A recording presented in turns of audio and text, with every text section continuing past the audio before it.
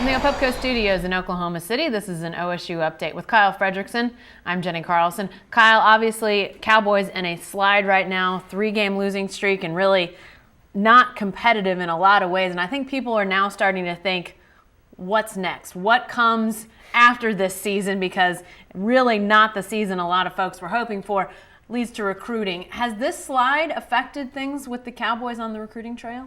You know, it's hard to say at this point. You know, there's 3 more months left in this recruiting period before we see signing day in February. And to this point, nobody is decommitted. That's a good sign. And obviously, OSU's struggles have only kind of happened over this last month or so. So for those recruits to pull the trigger that quickly, you know, it wouldn't make a lot of sense. So at this point, they're holding steady with a group that's at 15 players. You know, 5 of them are offensive linemen.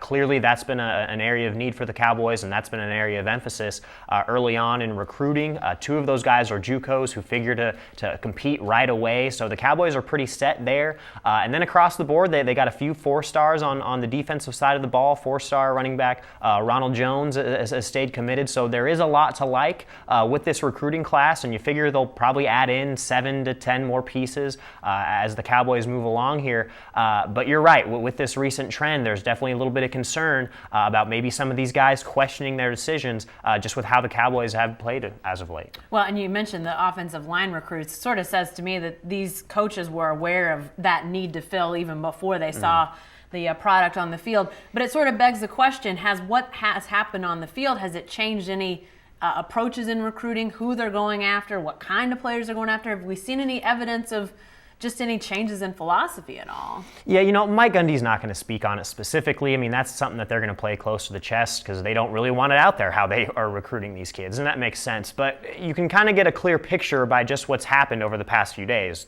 Mike Gundy has asked that question, has anything changed in recruiting? He says no. You know, this is a program that we've always kind of based on our tradition and our history and the facilities and everything we offer.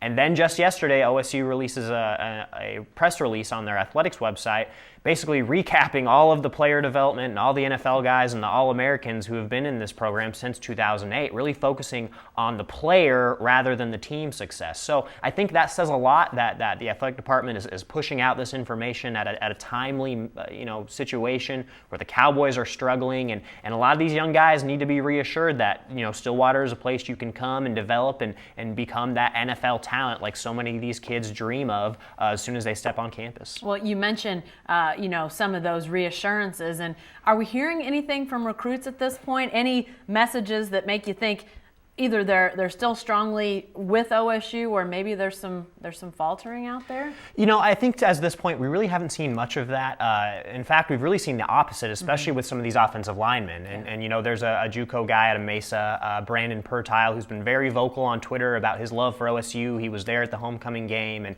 it seems like he's very excited to be in the mix next year for playing time right away. So with those guys, with the 3-star guys who kind of know that they're going into a situation where they have to develop, I don't think there's much of a concern. But when we look towards February and some of these other guys who have a lot more offers, some of these 4-star guys, Ronald Jones I'd mentioned earlier, Jalen Lane, Kevin Henry, a couple of safeties who have a lot of offers, those are guys who might kind of have to step back and look at some other options. And there's no doubt that even though these guys are verbally committed, the other schools that have offered those guys, they're going to come in and say, hey, we're still there if you're interested, because obviously, some of those more heavily recruited guys will base their decisions on prestige. And right now, OSU is nowhere close to being branded as a prestigious university with how they're playing, at least lately. So, it's got to be something that the Cowboys are concerned about. All right, definitely something we'll be monitoring all the way up into February. Thanks, Kyle. Be sure to stay with the best coverage team anywhere at newsok.com